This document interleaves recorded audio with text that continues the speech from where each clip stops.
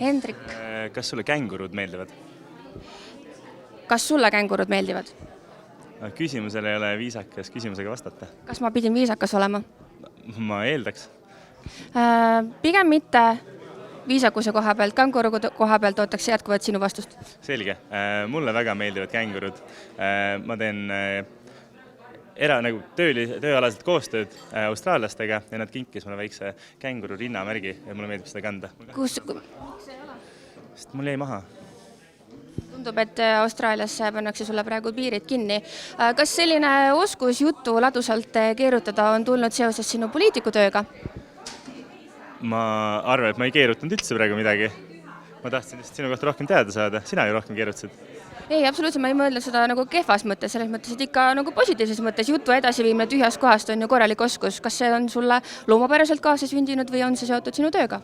Ma arvan, et see kindlasti on osa tuleb emapiimaga, aga seda peab kindlasti õppima ja praktiseerima. Ja kas sinu jutuvestmisoskus on sulle ajakirjanikuna kasustanud? Ma arvan, et see on mulle ka vist sünnipäraselt kaasa tulnud, sest et ma ei saa süüdistada oma töökohta selles, et ma selline olen. Uuriksin sinu käest, kas sinu ootused tulevasele pruudile ühtivad sellega, millist minijat ootab sinu ema? Väga spetsiifiline küsimus.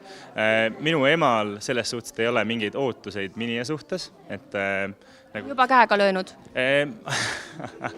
Seda mitte kindlasti, aga ma arvan, et mu emale piisab sellest, et mina olen õnnelik ja kindlasti, kui mu ema saab potentsiaalse pruudiga või kellegiga elukaaslasega hästi läbi, see on ainult positiivne, aga ma arvan, et ta kindlasti ei oleks takistuseks selle. Kas Brigitte saaks sinu emaga hästi läbi?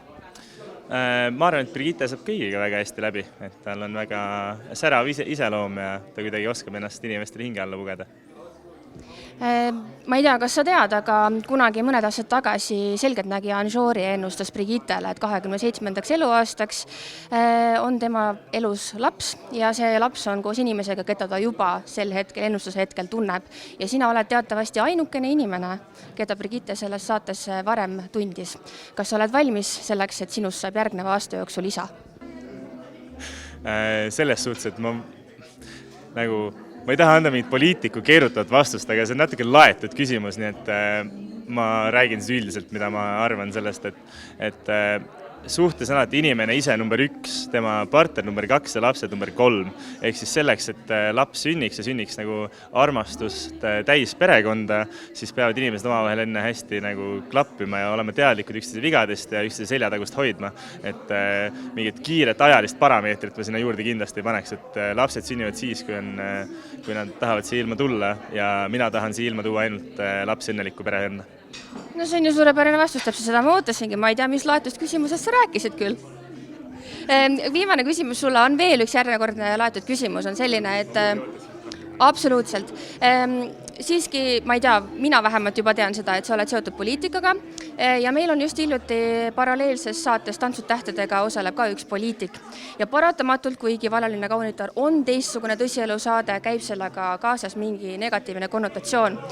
Kuidas kavatsed sina ületada need halvad eelarvamused, mis tulevad sulle kui noorele poliitikule kaasa tõsielusarjas osalemisega?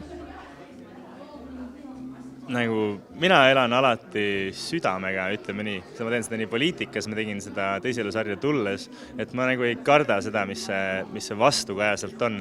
Et inimesed, kes tavaliselt vastukaja annavad, projekteerivad enda mingeid hirme ebamugavusi teiste inimeste peale, et siis mul ei ole põhjust seda endale südamesse võtta ja ma ei ole seda kunagi elus väga kartnud. Et kui sa julged elada ja sa elad õigete asjade nimel, siis on alati inimesed, kellele su tegemine ei meeldi ja kui sa meeldid kõigile, teed sa midagi valesti.